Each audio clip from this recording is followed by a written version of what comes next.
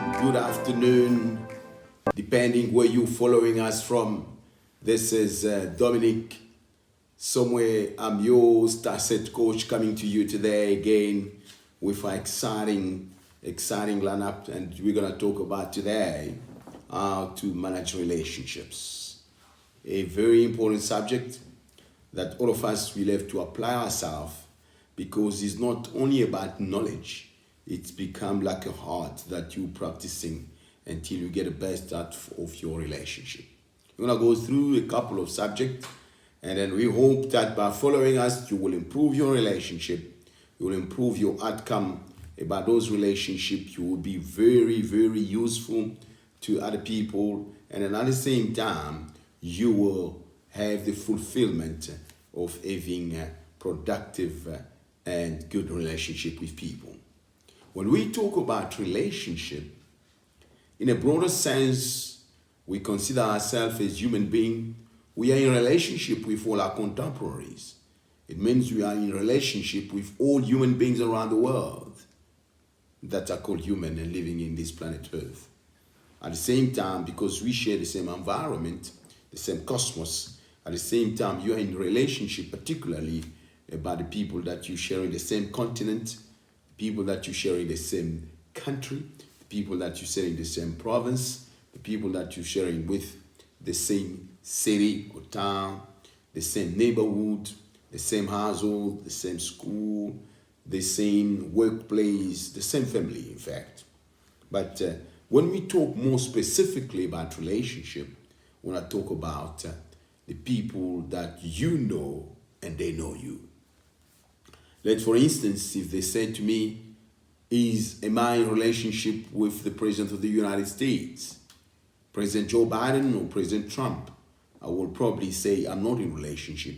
Though I know them, but they don't know me. Yeah, we're talking about people that know you and you know them. So that those are the kind of relationship that we'll be defining today. And first of all, we want to tell you that those relationships constitute for you what we call a social or a relationship capital. It's like the more blessed you are with more people that you relate to, the more richer socially and relationally than you are compared to the people that they've got just a small group of people that they know about. How do you really deal with those relationships? I'm going to take you through 4 points to how you deal with those relationships so that they will fulfill your life and you will be a blessing or fulfill the life of other people. The number one thing you'll have to know, what kind of relationship is it? The number two, you'll have to know the person that you are in relationship with. Number three, you want to know what you want to achieve in those relationships that you're pursuing. And number four, you'll have to know how to increase the most productive relationship that you have. Let's go on number one. Number one is know the relationship that you've got with people. There are different kind of relationship that you've got with people. The relationship, for example, that I've got with my wife is not the same relationship that I've got with my son. It's not the same relationship that I got with my daughter. It's not the relationship that I got with my colleague at work. It's not a relationship that I got with my pastor. It's not the same relationship as being a spiritual leader that I've got with my congregation member. You'll have really to define what kind of relationship that will help you not to use them or not to abuse them. What kind of relationship do you have with people? And keep that in mind. And then you know that the Bible says, give respect to the people that respect is due. Give honor to the people that honor is due. In other words, in every kind of relationship, you've got to know what do you expect and what do you give in that relationship of your obligations and what are also your right in the relationship.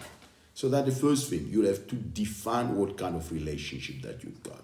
Because if you know, sometimes you start bringing familiarity in those relationships. And then you know that familiarity bring content in a relationship. So keep them in those lines. Don't confuse the kind of relationship that you've got. You know, some people are just work colleague. They're not supposed to be friends. So you're not supposed to be sharing with them personal information. Otherwise, it becomes too awkward that you share those kind of relationships. Some people are just acquaintances. You're not supposed to be asking them direct question. You know, like sometimes, you know, I had a comment to people that are saying, you know, I've started working night these days. This is a woman that is taking to another colleague. And then he goes on directly, why do you work at night? Aren't you married?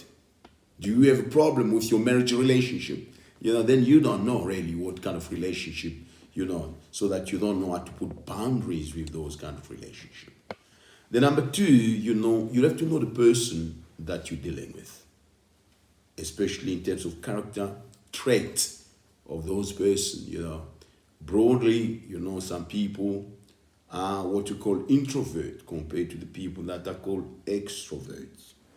Some people, they are so that the full personality, as we've talked about before, they are sanguine. When they talk, they want colorful kind of things. They talk loud and things like that. Some people, they are choleric. They want their way around. Some people are what we call phlegmatic. They are peaceful. So you have to know more or less the person that you're talking to so that you have the relationship. The way to know the person is to listen more. Because most of the people, and you talk to them, you will find out what kind of person they are, what are they expecting, what are the boundaries that they want kept. It's just by listening more and more and by observing as well. Be an observer of people, what they like, they dislike, and then, you know, so that you know what kind of person that you're looking at. The number three, what do you want to achieve from that relationship? Really, you have to define a goal. When you're approaching someone or you want to build up new relationship, what do you want really to achieve, you know? Then you can't get into trouble. But as a golden rule, take what we call the golden law. Don't do to others what you do not want it to be done to you. And then also consider the person's perspective about life and your own perspective about life. What is he pursuing? Start by talking about the other person. Put the person at the center of what you want to do. And then, you know, like Ziegler said, if you want to get everything in life, first starting by giving up. If you can help any single person to achieve what they want in life, you will be first thinking rich. Because you put the other person in that relation at the center. You want to help the person. And then even if you're doing business, as long as you bring value to the person, he will be prepared to compensate or to pay if you want to use it that way. And then number four as well, you know, it's about building that capital. Building that capital, let me start by saying first, there are in each step of life, relationships that become redundant. They become redundant in a way that they don't serve the purposes. Each time that you meet, you fight, they become toxic and then things like that. When I talk about toxic relationship, I always want to define it properly. I'm not talking about marriage relationship. To my perspective, a marriage relationship, you can always work on it. Don't arrive at the point where you say it's toxic, we can't save it anymore. You can take a distance for a while, but always come back to it so that you'll have to manage it. I'm saying you'll have to review all your relationship, at least the current ones. Review them at least yearly or every 2 years, you know. Some of the people you're meeting for the sake of meeting, each time you meet, you're comparing yourself, you go the disgruntled, you keep on criticizing one another. I think you'll have to take away those redundant relationships and then trim them off, streamline your relationship, and also be active on building new relationship. Make it a point that you meet new people that you never met before. Challenge by new relationship, by listening and then seeing how other people are doing things. Otherwise, you stay with the same old people, the same stinky mentality that you've got, and the same common thinking tank. No one challenges any other one. It doesn't help you to go forward. In a nutshell, I want to summarize it. Your relationship, the people that you know and they know you, it constitutes a capital, what we call relationship capital, or you call it a social capital. Used properly and then playing your role properly, you become a blessing to others and they become a blessing to you. 1, 2, 3 points. Know what kind of relationship and try not to misuse the kind of relationship. Number 2, know the person that you're dealing with, especially what they want from you or the expectation that they've got from you. And then